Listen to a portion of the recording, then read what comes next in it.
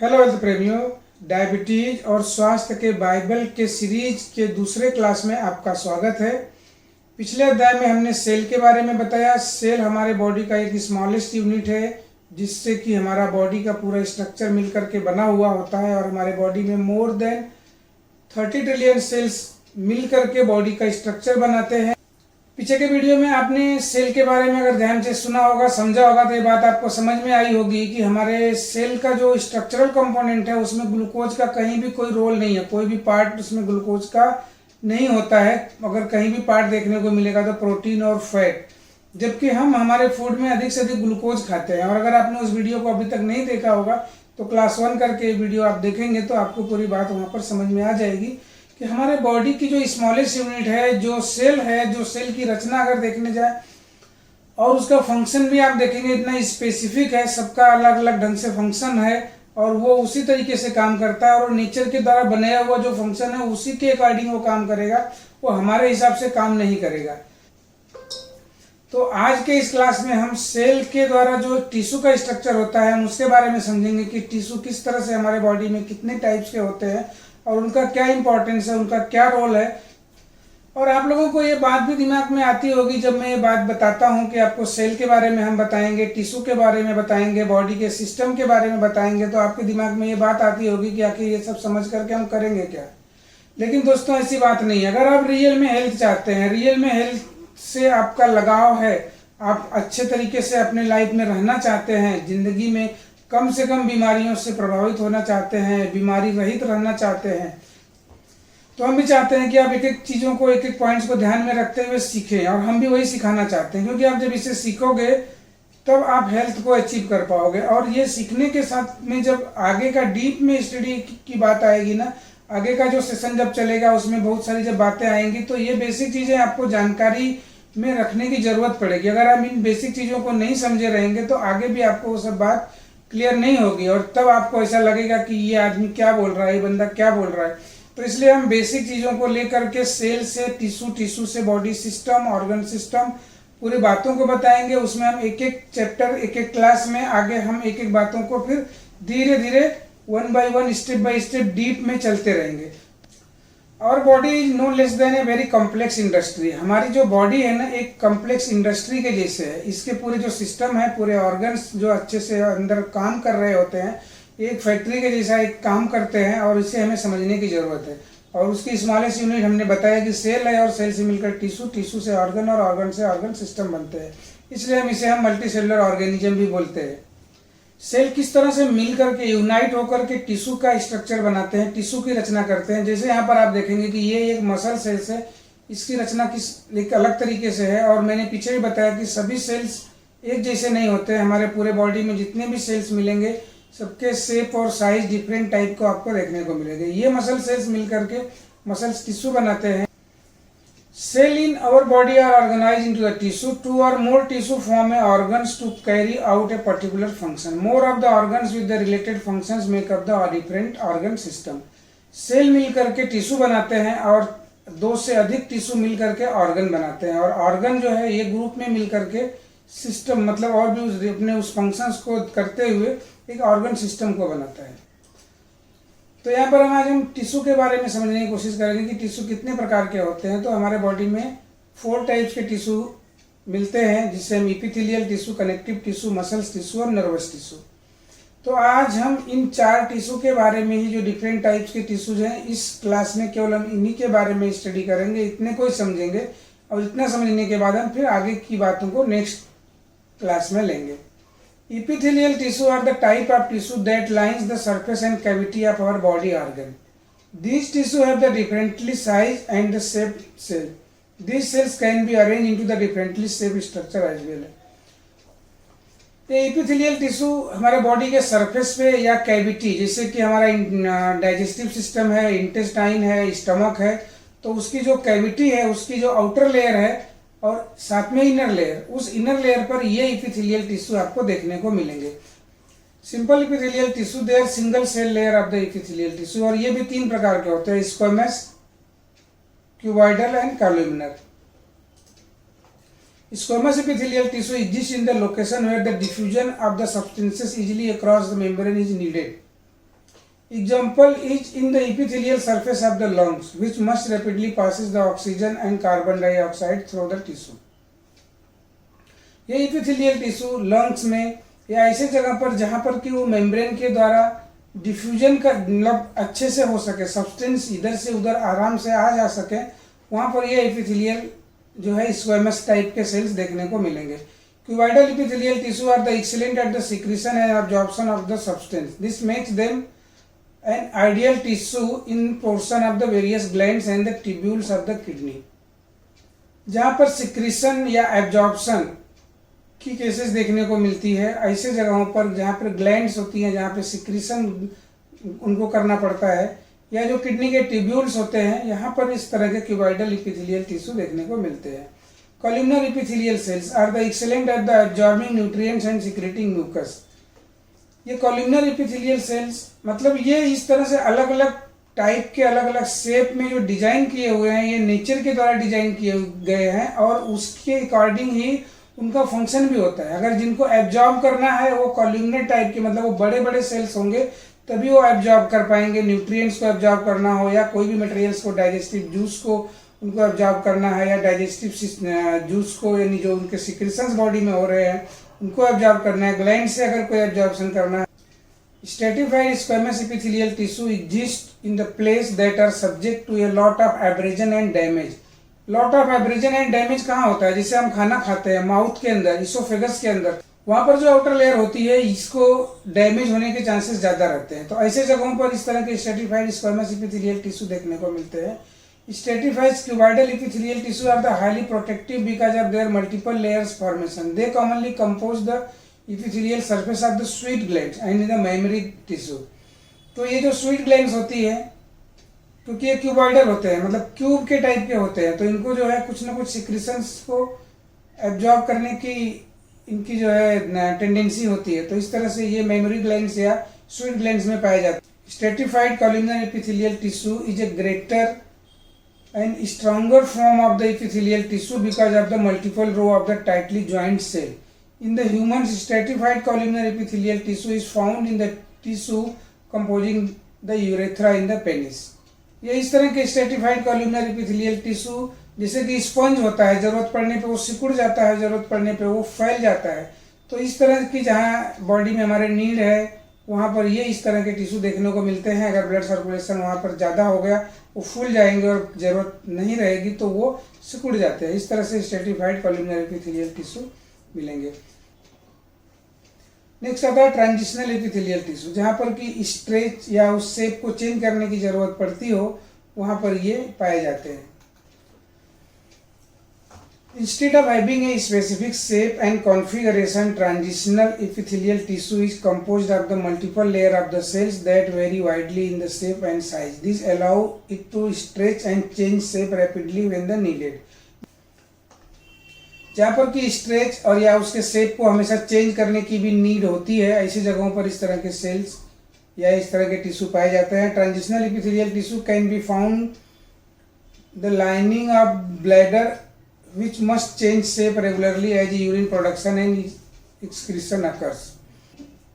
तो इस तरह से ब्लैडर की लाइनिंग में भी ट्रांजिशनल एपिथेलियल टिश्यू पाए जाते हैं, क्योंकि इसको हमेशा एक मतलब शेप हमेशा चेंज होते रहता है. मतलब खिंचाव, ब्लैडर अगर यूरिन से फुल हो गया तो ये एक्सपेंड हो जाएगा, और अगर यूरिन खाली से मतलब यूरिन निकल गई बाहर, हमने यूरिनेशन कर दिया तो ये काफ़ी सिकुड़ जाता है.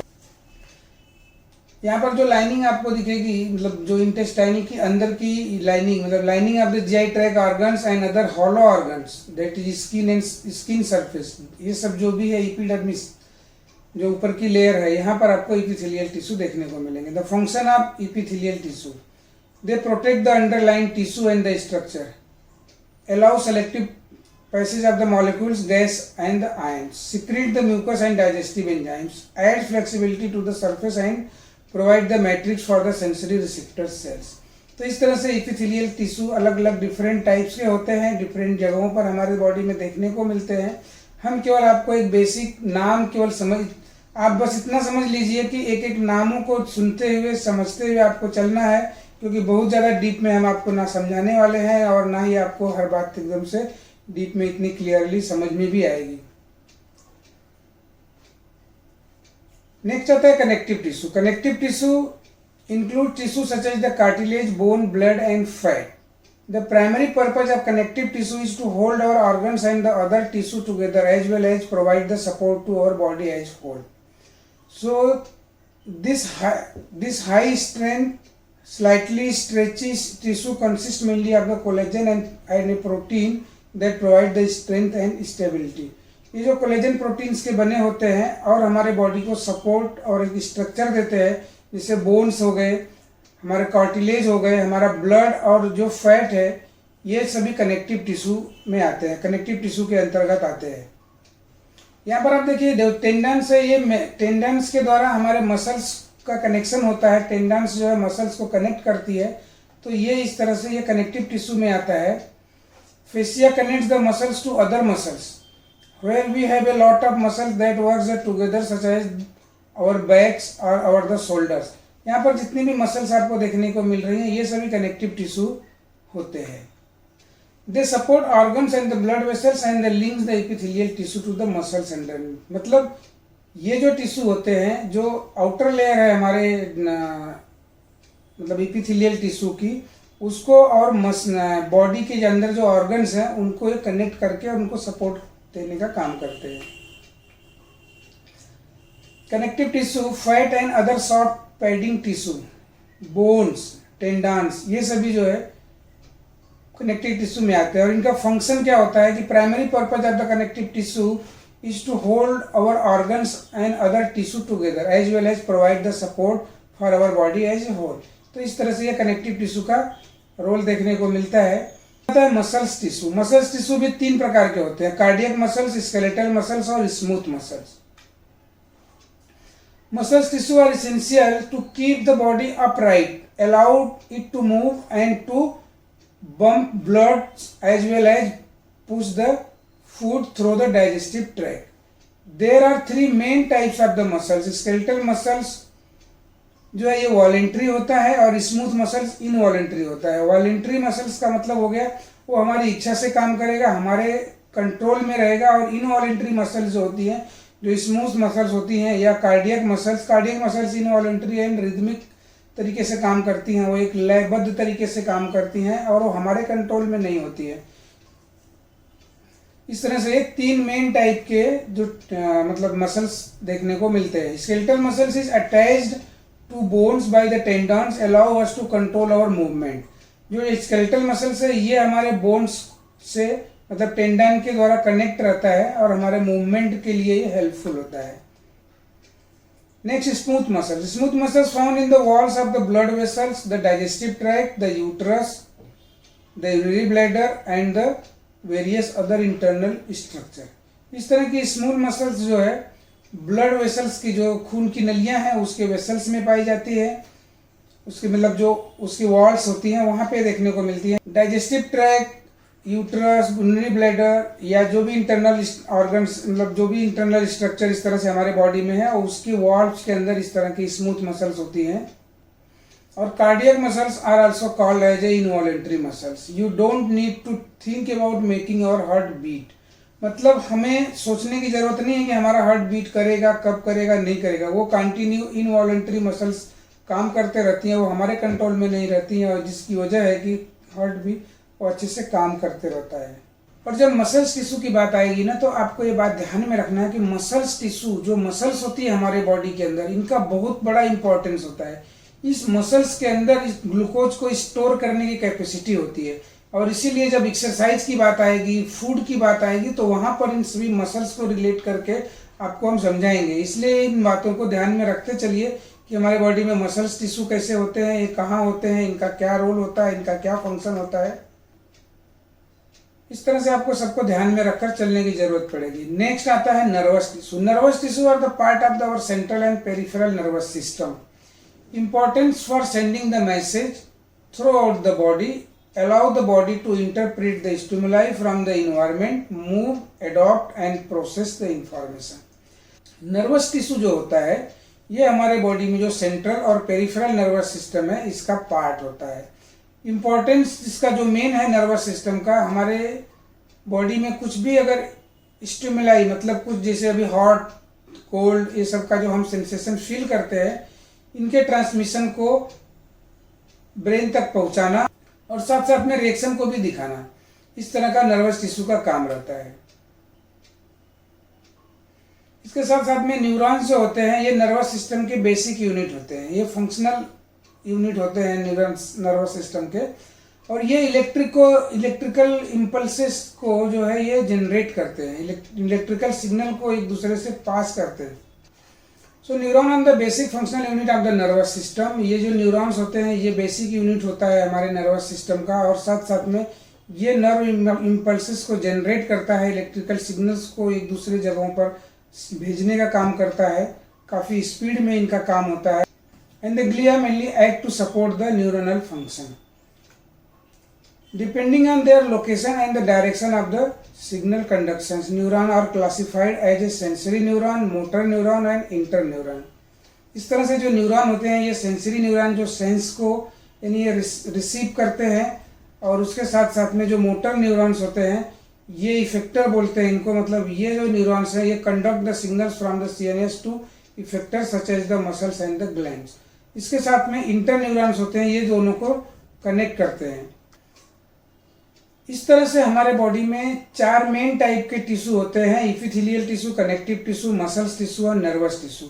तो ये जो अलग अलग डिफरेंट टाइप्स के टिश्यू हैं ये आज भले ही आपको इस वीडियो में लगता रहे या समझ में नहीं आता होगा, लेकिन ये सभी की आपको आगे ज़रूरत पड़ेगी आगे के स्टडी में, तो हम उनको भी आगे जब डीप में स्टडी करेंगे तो एक एक समझते रहेंगे, समझने की कोशिश करेंगे।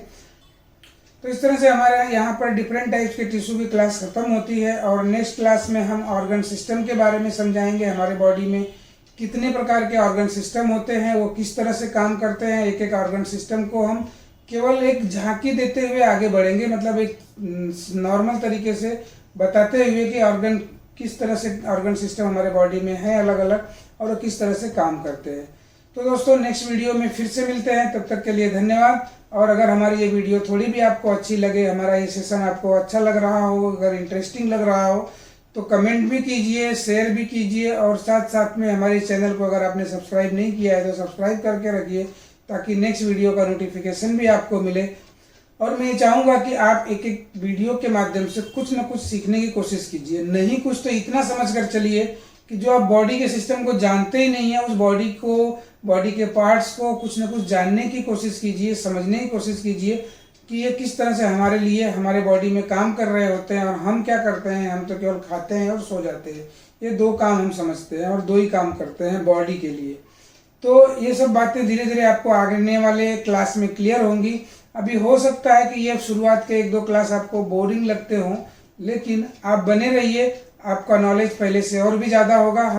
इस तरह से हम बेसिक से धीरे धीरे एडवांस की तरफ चलेंगे, जहाँ पर कि अगर आपको बेसिक का नॉलेज धीरे धीरे रहेगा तो आप एडवांस भी अच्छे से समझ में आएगा, और हम उसको इतनी बारीकी से भी धीरे धीरे समझाने की कोशिश करेंगे कि आपको भी कुछ ना कुछ बेसिक बॉडी के बारे में बेसिक चीज़ें समझ में अच्छे से आ जाएं, और जिसे आप यूज करके आने वाले समय में बीमारियों से बचने के लिए आप अच्छे तरीके से यूज करेंगे।